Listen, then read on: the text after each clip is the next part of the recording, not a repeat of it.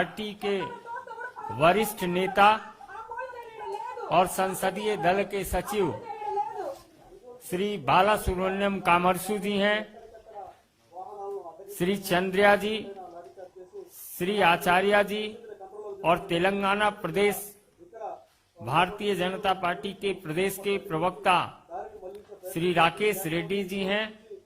Party के राष्ट्रीय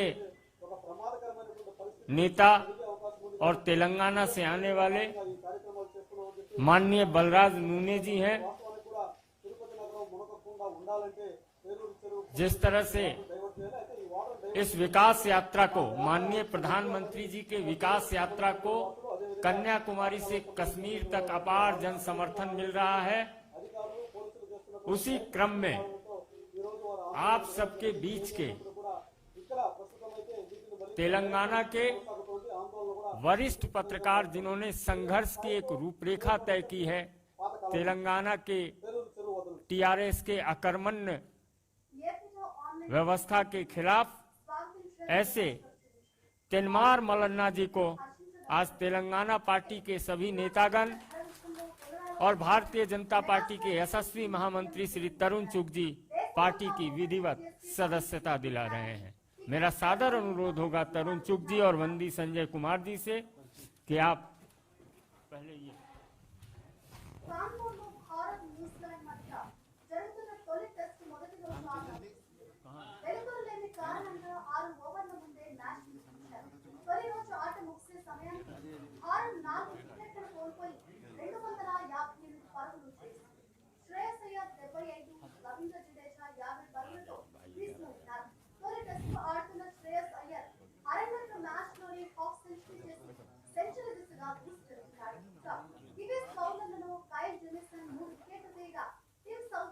बहुत अच्छा आगे बढ़ो, पकड़िए अरविंद जी, चलो।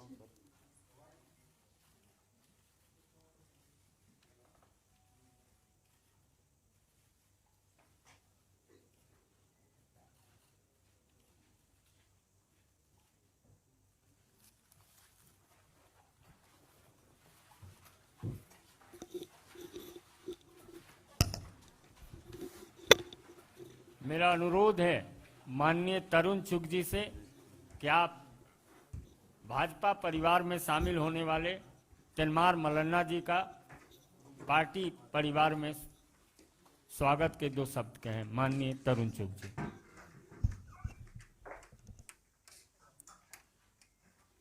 आप सबके जैसे ही एक पत्रकार तेलंगाना के अंदर एक बहुत बड़ी आवाज नवीन कुमार, जिनको तखल्लुस तीन मार मलाना, ये पेशे से पत्रकार हैं और एक ऐसे पत्रकार हैं जो जब लाइव होते हैं तो 1.75 लाख लोग इनके साथ एक्टिव जुड़ते हैं। अपने पत्रकारिता के माध्यम से लोगों के जीवन में एक जगह बनाने वाले, वहां की समस्याओं को जनता के बीच में ले जाने वाले, समस्याओं के लिए जुझारू रूप से लड़ने वाले, ऐसे शख्सियत के, ऐसे अनुभव के मालिक नवीन जी का भारतीय जनता पार्टी में मैं स्वागत करता हूं।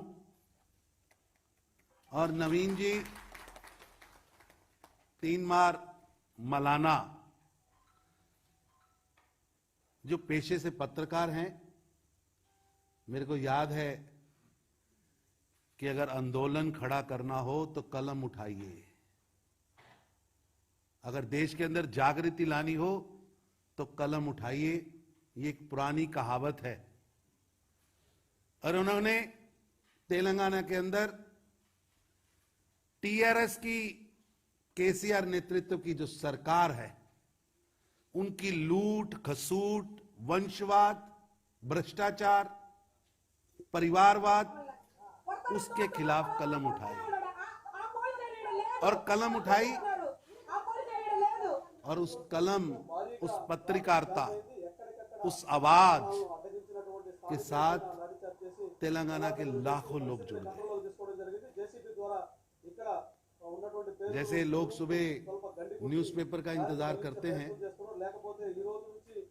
फर्स्ट न्यूज का मीडिया में इंतजार करते हैं, आजकल तो फ्लैश न्यूज का इंतजार रहता है, वैसे ही तेलंगाना की युवा जनता 3 मार मलाना की न्यूज का इंतजार करती है।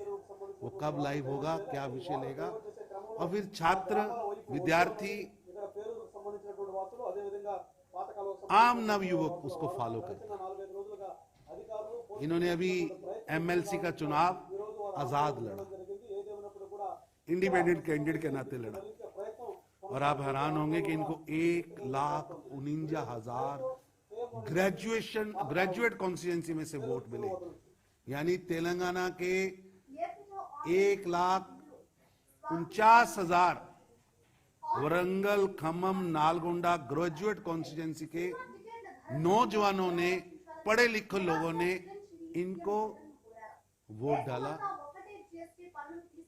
एक बहुत बड़ी शख्सियत, लेकिन इन्हें पत्रकार होने का, सच्चे पत्रकार होने का, कलम की आवाज उठाने का, वहां की जनता की मुद्दे उठाने का बहुत बड़ी सजा मिली। क्योंकि केसीआर के भ्रष्टाचार को नंगा करना है तो आपको लाठी भी खानी पड़ेगी, आपको जेल भी जाना पड़ेगा, आपको पुलिस का उत्पीड़न भी करना पड़ेगा, सहना पड़ेगा। संजय बंडी जी हमारे साथ बैठे हैं, इन्होंने एक विशाल पैदल यात्रा की शुरुआत की है, 200 दिन की पैदल यात्रा। आज के युग में जब दुनिया व्हाट्सएप और मेल पर है, ऐसे समय में जब कोई स्कूटर मोटरसाइकिल पे सब्जी लेने जाता है, ऐसे समय में जनता के बीच गांव-गांव जाने के लिए तेलंगाना की सरकार के खिलाफ, तेलंगाना की जनता की आवाज को बुलंद करने के लिए यात्रा निकाली। और आप हैरान होंगे, क्योंकि दक्षिण की खबर यहां कम छपती है, इनके ऊपर कितने हमले हुए, कितनी गाड़ियां जली, इनको पुलिस ने कितना पीटा। हमारी यात्रा के अंदर चलने वाले हर व्यक्ति को, हमारे वहां 4 सांसद हैं, 4 सांसद को आप गूगल पर सर्च करिए, 4 के 4 सांसद, इवन कैबिनेट मंत्री किशन रेड्डी वहां से आते हैं, उनके ऊपर भी किस तरह हमले होते हैं। हमारे अरविंद जी वहां एमपी हैं, अपने लोकसभा क्षेत्र के अंदर घूमने जाना है, भैंसा जाना चाहते हैं, पुलिस जाने नहीं देती, अत्याचार करती। आज बापूराव जी वहां 4थे सांसद हमारे, आज वहां कोर्ट की तारीख भुगत रहे हैं, क्योंकि जन आंदोलन में जनता के मुद्दों को उन्होंने उठाया। हमारे जो विधायक हैं, हर विधायक पर पर्सनल केसेस डाले जा रहे हैं, उन पर पुलिस केसेस रजिस्टर्ड किए जा रहे हैं। आज नवीन कुमार उर्फ 3 मार मलाना का यहां शामिल होने के पीछे, आप सबके पास लाने के पीछे एक रीजन है कि तेलंगाना की सरकार के अत्याचार की आवाज दिल्ली तक पहुंचे। तेलंगाना की धरती पर हो रहे लोगों पर अत्याचार की आवाज, तेलंगाना की जनता के दुख की आवाज, तेलंगाना के शासन द्वारा किए जा रहे भ्रष्टाचार की आवाज दिल्ली में पहुंचे और पूरे देश के लोगों को पता चले कि एक तरफ श्री नरेंद्र मोदी जी का गरीब हितकारी शासन है, एक तरफ नरेंद्र मोदी जी का जीरो करप्शन वाला शासन है, एक तरफ नरेंद्र मोदी जी का गरीब के घर पर रसोई गैस, शौचालय, गरीब के घर पर उसको नया मकान देना, उसको इंश्योरेंस देना, मेडिकल देना, गरीब हितकारी शासन है, जीरो टॉलरेंस और करप्शन का शासन है। और तेलंगाना के अंदर आज भी एक तानाशाह गद्दाफी की तरह तेलंगाना के लोकतंत्र को धज्जियां उड़ा रहा है। और आप हैरान होंगे कि इनके ऊपर 38 पुलिस केस डाले गए, और पुलिस केस भी ऐसे डाले गए कि पहले पुलिस केस में इनको जमानत मिलती थी, अभी ये जमानत पर बाहर नहीं आते थे, इन पर दूसरा केस डाला जाता था। 9 बार जमानत हुई, और जमानत के मिलने से और जेल के बाहर आने से पहले नया केस डाल दिया जाता था। ये 3 मार मलाना नवीन कुमार तेलंगाना शासन की अत्याचार की जीती जागती कहानी कहने के लिए आज आपके पास आए हैं। और जन समर्थन इनके पास क्या है वो आपको मैं बता रहा हूं कि इंडिपेंडेंट चुनाव लड़ते हैं तो 1,49,000 49,000 लोग, वो भी ग्रेजुएट, इनके साथ खड़े होते हैं। ये तेलंगाना का एक चित्र मैंने आपके सामने रखा है। और झूठी पॉलिटिक्स, झूठ की पॉलिटिक्स, वहां के एससी भाइयों के साथ अत्याचार की पॉलिटिक्स, वहां के किसानों के साथ झूठ की पॉलिटिक्स, और जनता के टैक्स की पैसा जो जनता के लिए, गरीबों के विकास के लिए लगना चाहिए, उसकी लूट की कहानी आप सबको तेलंगाना जाकर देखनी चाहिए। मैं आप सबसे निवेदन करता हूं कि आप अपना 5 ग्रुप के अंदर शिष्टमंडल बनाइए पत्रकारों का। हम वहां पर आपको जनता के बीच में लेके जाएंगे। वहां जाइए, जनता के बीच में जाके देखिए कैसे केसीआर साहिब ओवैसी जी के साथ मिलकर ये अत्याचार कर रहे हैं।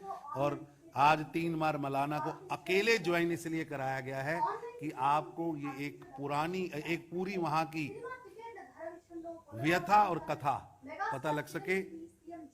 अभी भी लगातार 9वीं बार बेल मिली है। बेल मिलने के बाद ये भारतीय जनता पार्टी के कार्यालय आए कि मैं तो एक पत्रकार था, मैं तो जनता के मुद्दे उठाता था, मैं जनता की आवाज बन के सामने आया और जनता के कहने पे मैंने चुनाव लड़ा, किसी पार्टी में नहीं था। मेरे पर 38 केस डाले गए हैं, क्रिमिनल केस डाले गए हैं।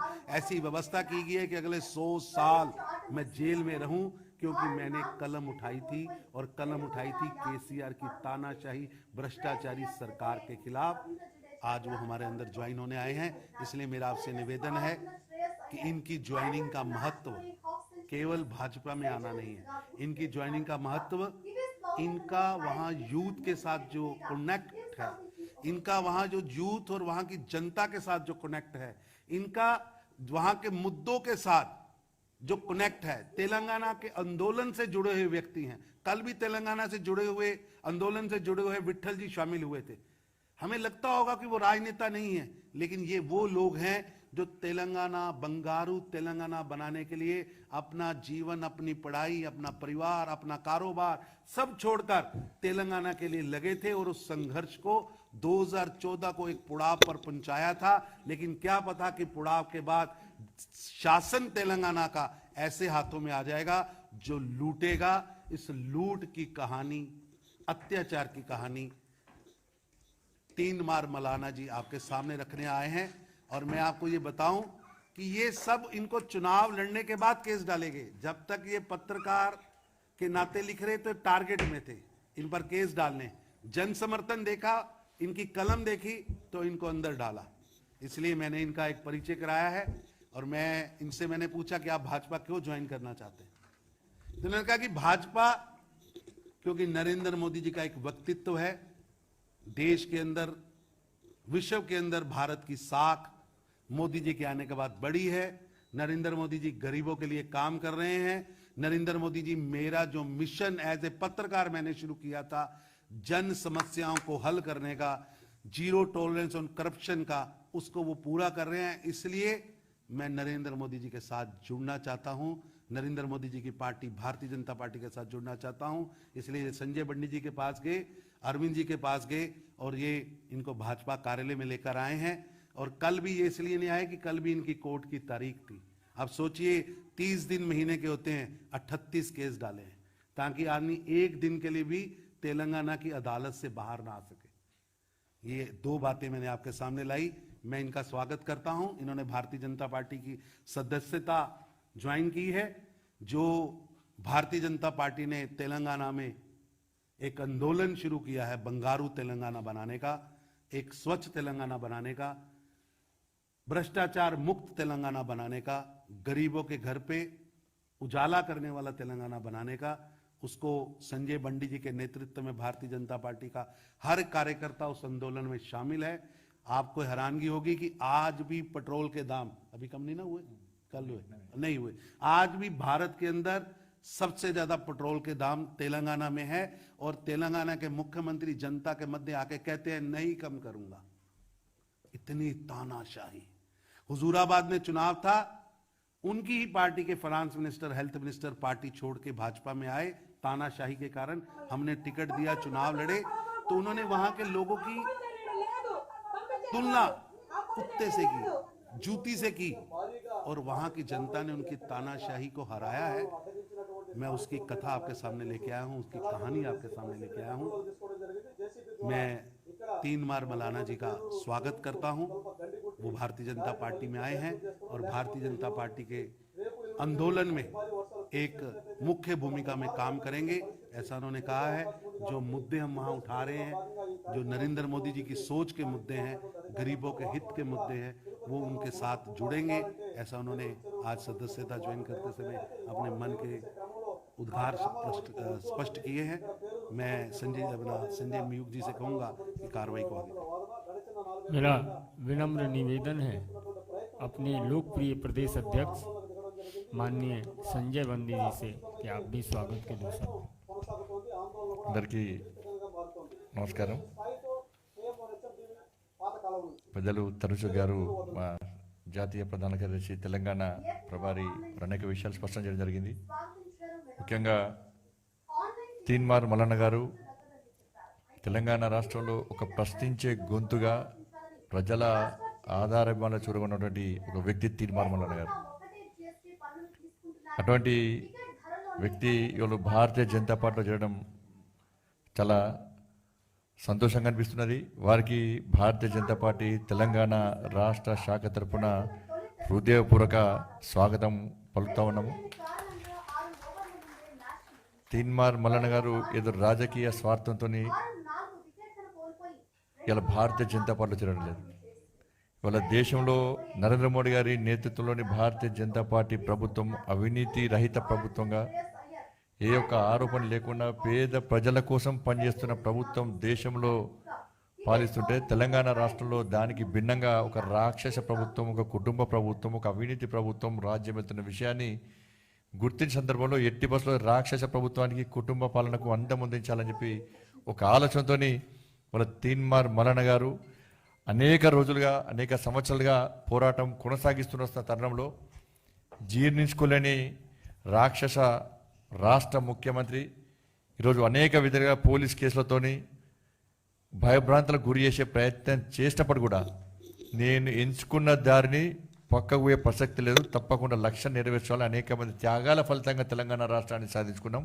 ఆ అమరవీరుల యొక్క త్యాగాలు నెరవేర్చాలంటే తప్పకుండా ఉద్యమిస్తా, ఉధృతంగా ముందుకు పోతా అని చెప్పి ఎంచుకున్న దారిలో పయనిస్తున్నటువంటి వ్యక్తి తీన్మార్ మల్లన్న గారు. మేమే చాలా సందర్భాల్లో బాధపడ్డాం. ఇన్ని కేసులు పెట్టి కేసు బెయిల్ వచ్చినాక బయటికి వచ్చే ప్రయత్నం చేస్తే తిరిగి కేసులు పెట్టడం, బెయిలబుల్ కేసులో కూడా నాన్ బెయిలబుల్ ఏ విధంగా మనం రిమాండ్ చేస్తారో ఆ విధంగా చిత్రహింసలు పెట్టే ప్రయత్నం చేసినటువంటి సందర్భంలో భారతీయ జనతా పార్టీ అనేక సందర్భాల్లో వారికి అండగా ఉంది.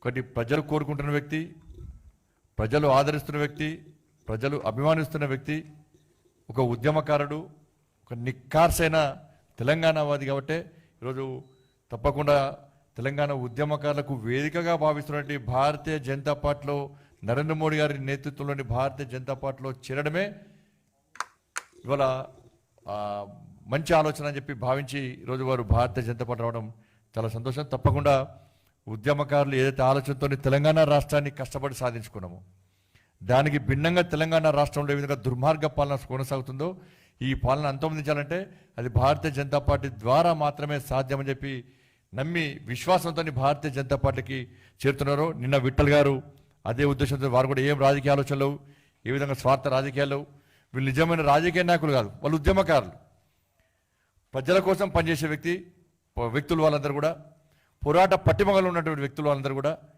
కాబట్టి అలాంటి పోరాట పట్టిమ ఉన్నటువంటి వ్యక్తులు ఇవాళ లక్ష్య సాధన కోసం ఇలా భారతీయ జనతా పార్టీ చేరుతుంది. తప్పకుండా వాళ్ళ విశ్వాసాన్ని వమ్మయ్యకుండా మీ ఏ ఆశయం కోసం, ఏ లక్ష్యం కోసం భారతీయ జనతా పార్టీ చేరుతుంది. తప్పకుండా మీ అందరి ఆలోచన వరకు రాబోయే రోజుల్లో కూడా భారతీయ జనతా పార్టీ ఇదే పందాన్ని కొనసాగిస్తాం. ఎట్టి పక్షంలో రాక్షస పాలన అంతమొందిస్తాం, దుర్మార్గ పాలన చెరమగీతం పడతాం. ఈ కేసీఆర్ కుటుంబ పాలనను తెలంగాణ రాష్ట్రం నుంచి తప్పకుండా తరిమి కొడతామన్న విషయాన్ని ఈ సందర్భంగా స్పష్టం చేస్తూ ఉద్యమకాలకు మరొకసారి అప్పీల్ చేస్తున్నాం.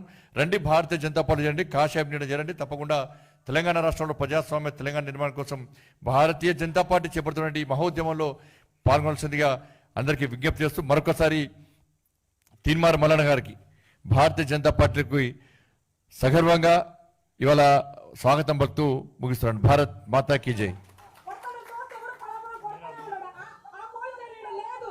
मेरा विनम्र निवेदन होगा अपने तेलंगाना के चर्चित सांसद और लोकप्रिय सांसद अरविंद धर्माधिकारी जी से, धर्मपुरी जी से कि आपको संबोधित करें. माननीय अरविंद धर्मपुरी. माननीय तेलंगाना के प्रभारी राष्ट्रीय महामंत्री श्री तरुण चुग जी, अध्यक्ष तेलंगाना के भाजपा के बंडी संजय जी और वरिष्ठ नेता जो भी मंच पर है. तीनमार मल्लन्ना ये नाम तेलंगाना समाज में तो बहुत पॉपुलर है, पर मैं जो नॉर्थ इंडिया के जो जर्नलिस्ट मित्र हैं यहाँ पे, पत्रकार है, वो 2-3 बात आपके सामने रखना चाहता हूँ. ये ऐसे व्यक्ति है, जैसे चुग साहब ने कहा 1,40,000 ग्रेजुएट्स ने इनको वोट दिया है. वो ग्रेजुएट कॉन्स्टिट्यूएंसी 35 असेंबलीज कवर करता है और तकरीबन 5 पार्लियामेंट कवर करता है. ये इंडिपेंडेंट खड़कर क्लोज सेकंड आए हैं और सबसे महत्वपूर्ण जानकारी ये है, इनको हराने केसीआर सरकार ने 100 करोड़ तक खर्च किया होगा और ज्यादा ही किया होगा. पर ये ऐसे व्यक्ति हैं जिनको जनता वोट भी देती है और नोट भी देती है. इनके जेब से 5 लाख से कम ही खर्चा हुआ है वो इलेक्शन में. ऐसा जो परिवर्तन है, एक सांसद होने के नाते मोदी जी के नेतृत्व में देश में स्पेशली जो रीजनल पार्टीज मजबूत है, जिधर इलेक्शन में हंड्रेड्स ऑफ क्रोर्स खर्च करते हैं, उसमें तेलंगाना नंबर 1 पे है. ये परिवर्तन जो है, ये खर्चा कम करने के लिए ऐसे लोगों की जरूरत है और वो मोदी जी के नेतृत्व में ही जरूरत है. इनका मैं दिलो जान से आज भारतीय जनता पार्टी में स्वागत करता हूं और भगवान उनको राजनीति में, जैसे वो जर्नलिस्ट में बहुत पॉपुलर बने, राजनीति में भी वो ऐसी बढ़े, ये मैं आकांक्षा करता हूं. धन्यवाद. छोटे परिवार से आते हैं, बहुत अति मध्य वर्ग. किस तरह राजनीति में अगर जनता प्यार करती है तो सामने करोड़ों रुपए लगाने वाला व्यक्ति भी 1,49,000 वोट लेने से रोक नहीं पाता. और ये 1,49,000 ग्रेजुएट केवल तीसरा हिस्सा जो तेलंगाना है उसमें से इनके साथ खड़े हुए. तो मैं संजय जी आगे चलाइए. तो मेरा अनुरोध होगा वरिष्ठ पत्रकार और आज पार्टी परिवार में शामिल होने वाले तीनमार मल्लन्ना जी उर्फ नवीन कुमार जी, आप हमें संबोधित करें. माननीय तीनमार मल्लन्ना जी.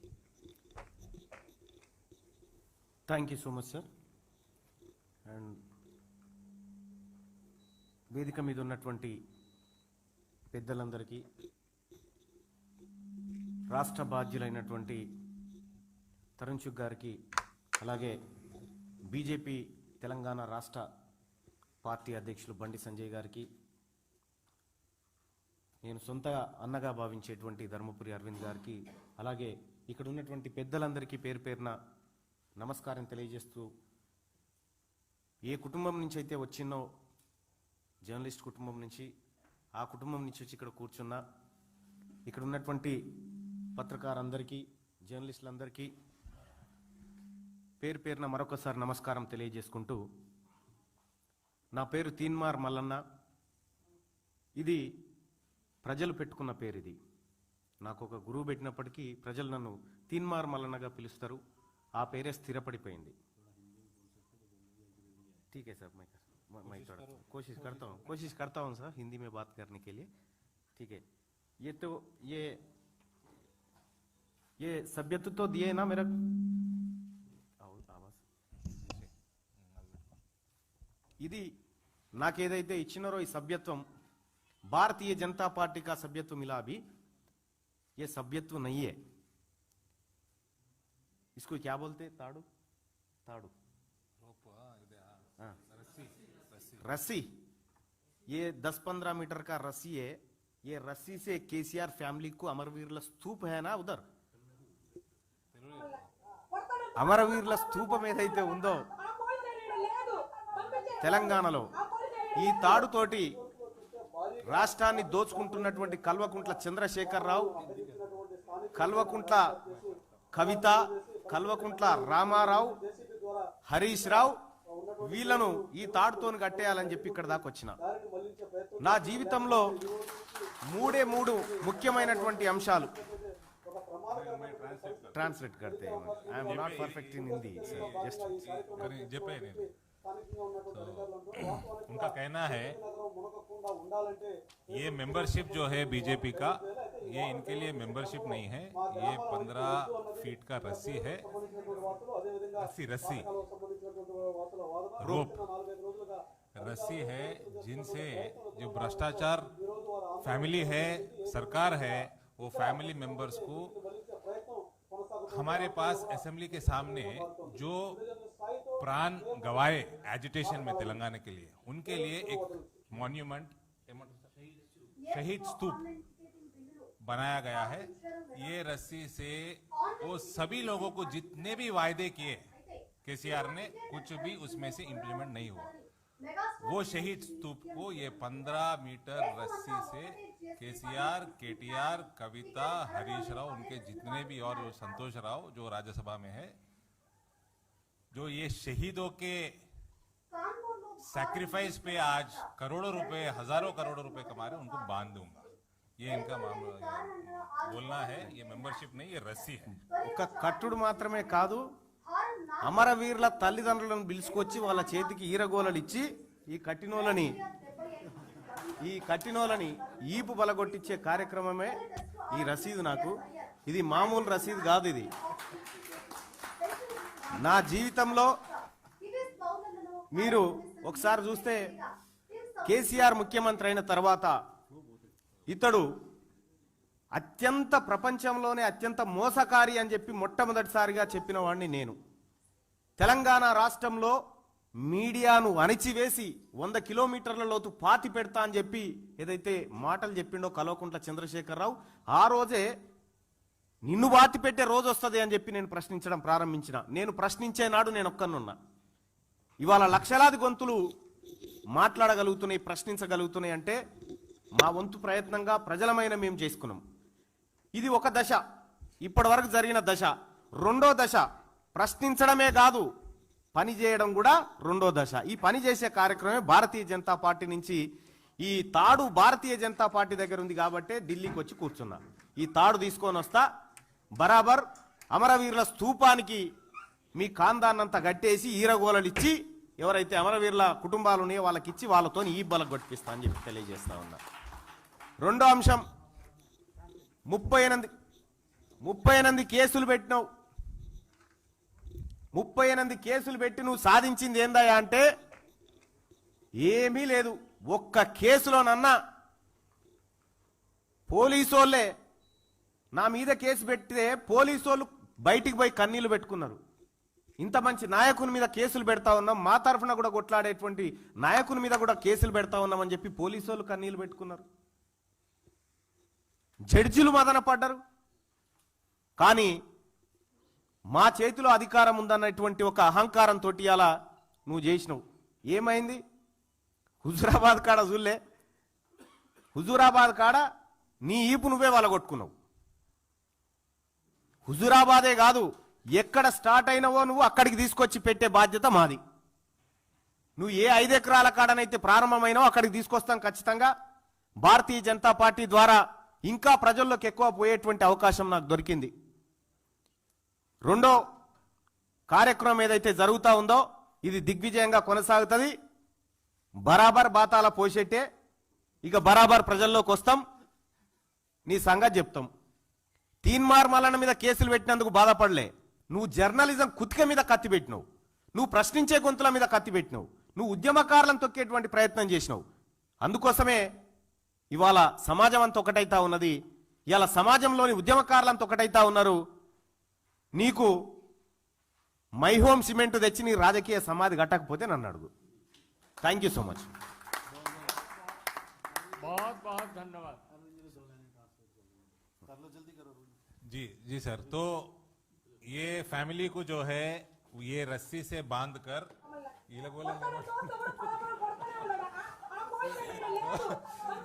सीटियां मारते हुए जो हंटर मिलते हैं हमारे पास थोड़े कोतराज वो हंटर से कभी ओकेशनली वो होता है, वो हंटर से जो फैमिलीज है जिनके बच्चे गुजर गए तेलंगाना एजुटेशन में, वो फैमिली से ये फैमिली केसीआर के फैमिली को वो हंटर से मार कर. बहुत बहुत धन्यवाद. लोकतंत्र की तरीके से आज ये भाजपा में शामिल हुए हैं और भारतीय जनता पार्टी के कार्यकर्ता के रूप में ये एक लोकतांत्रिक तरीके से केसीआर की सरकार को जनता के बीच में ले जाकर उनको नंगा भी करेंगे. और एक मैं भूल गया, इनका जो जब ये बोलते हैं तो मैं संख्या भूल गया था. इनके YouTube चैनल पर उस समय 17 लाख तेलंगाना के नौजवान लाइव होते हैं. इनकी भाषा में इतना दम. धन्यवाद.